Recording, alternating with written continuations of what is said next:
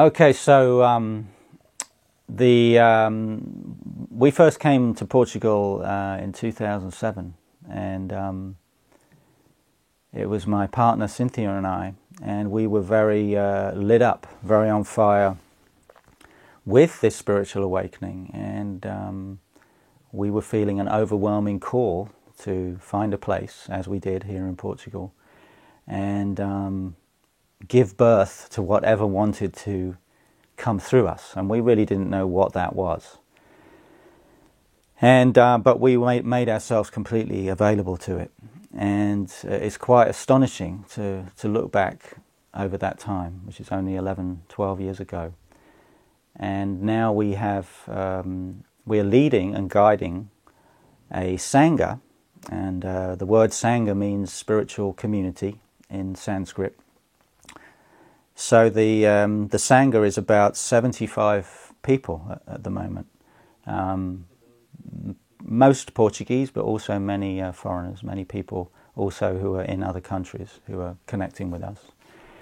And so this experiment that we've been guiding has been going for quite some years now. And the men's and women's groups, they formed quite early on, and of course it was only 3, 4, 5 men or women, and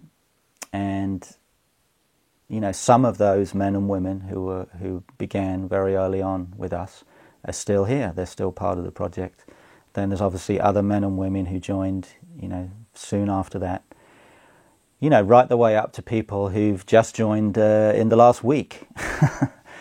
So there's a whole spectrum of experience and involvement with this awakening process. And it's quite astonishing. It's very astonishing and very, very beautiful to see and witness the degree of transformation that's taken place in different individuals. And one of the things I think that's most important and that we do emphasize is that we all should be walking our talk.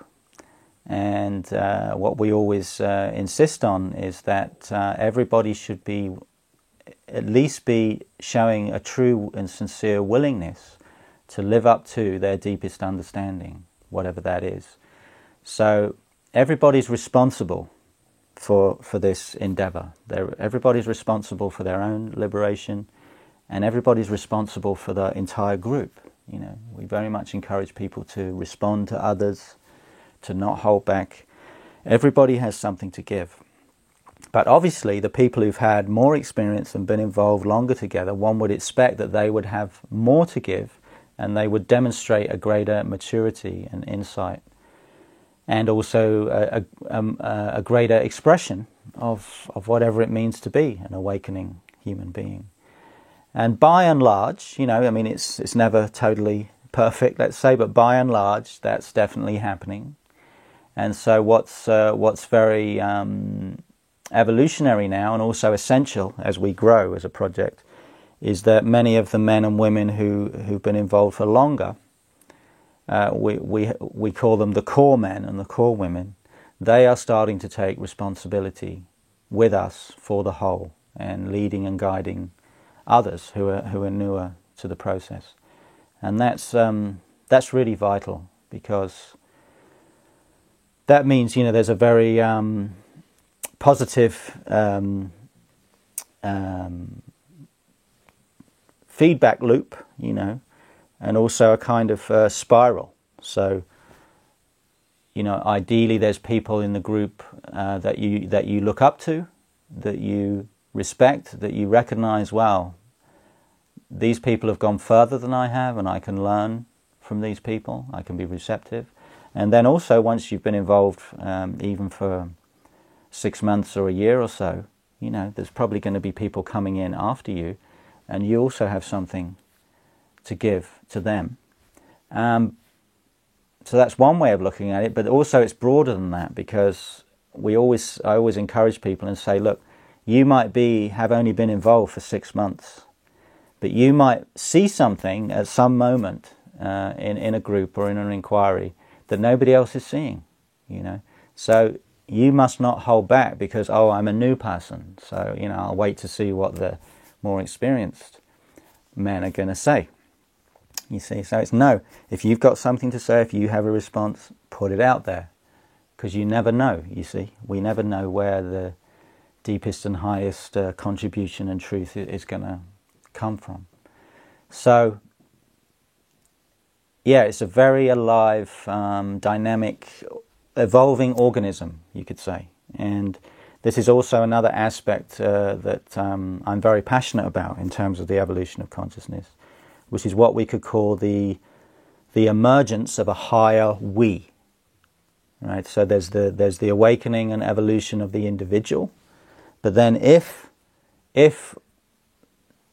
many individuals are giving themselves to that process together, then what starts to emerge is something collectively, which is very powerful, very profound, very sacred, and which is greater than the sum of the parts. In other words, no matter how enlightened you are as an individual, there's something that can be birthed or come into being in an enlightened collective that cannot be realized or catalyzed by an individual alone. And so when I talk about a collective organism, that's not just a metaphor. It's literally an evolutionary potential where every individual man or woman would start to become or recognize themselves to be an awakening cell in a greater organism or being that wants to emerge, that wants to become manifest. It's like screaming unity, wanting to come into the world through the many, the one coming out into the world through the many. And this is really really starting to become more and more alive in our Sangha.